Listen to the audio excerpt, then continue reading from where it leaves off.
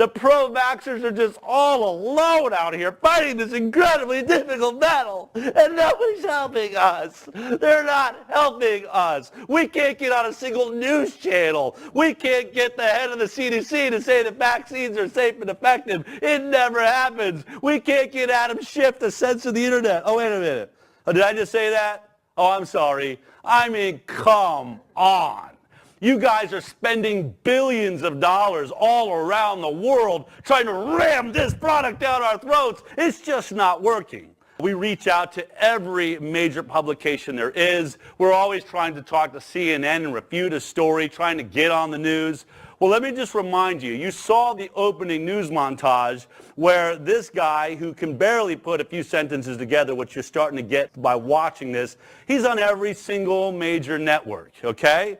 Where are we? Where is our side? Actually, I had Fox News show up right here in studio and shoot me doing the HighWire just about 3 weeks ago for a story on Russian bots. They spent 2 hours here. I did about a 45-minute interview. I did make it onto that piece. This is what it looks like to be a media empire where all the news is on your side. Here's the one news channel that let me talk for just a moment. Here's what it's like to be on our side. The measles outbreak in Washington state is so concerning it drew a visit this week from U.S. Surgeon General Jerome Adams, who's urging higher vaccination rates. But a recent study found that message is being undercut by Russia through sophisticated bots and trolls that planted disinformation to divide Americans and shake their confidence in vaccines. The online activity was traced back to the Internet Research Agency, the same organization indicted last year by the Justice Department for meddling in U.S. elections. One report claimed up to 5 million people may have seen anti-vaccine ads on Facebook. Among the targets, women in Clark County, Washington, the epicenter of the outbreak. In terms of fighting this outbreak, I don't have the resources to try to figure out exactly where the misinformation is coming from. We just need to be able to deal with it. Researchers at George Washington University and Johns Hopkins examined 1.8 million tweets and found Russia playing both sides of the issue. Using the hashtag VaccinateUS, one tweet read, "At first our government creates diseases, then it creates vaccines. What's next?" Another read, "I believe in vaccines, why don't you?" The study concluded Russian trolls promoted discord. Accounts masquerading as legitimate users create false equivalency, eroding public consensus on vaccination. A leading U.S. anti-vaxxer called the study bogus. I believe this Russian bot story is all a part of delegitimizing our scientific argument to try and take the humanity out of it. But a doctor who has several patients that contracted measles in Clark County says the confusion is real and dangerous. Because of such a heavy controversy, people are afraid to talk about it. So often when they come to my office, they don't even want to talk about vaccinations. Under pressure from Congress, Facebook just announced it's cracking down on vaccine disinformation, and Washington State is poised to pass a law making it much tougher for parents to opt out of getting their kids immunized. Well, there you have it. I got, after a 45-minute interview, they did come in studio. I can prove it. I was there. One tiny little bite after this cacophony of the people that aren't supporting vaccines. No support from the media whatsoever. And even look at the Surgeon General is there. So he was complaining the Surgeon General's not coming out. The government's not there. They're all there, Peter. They're just not winning the day. Your arguments suck. Let's be clear.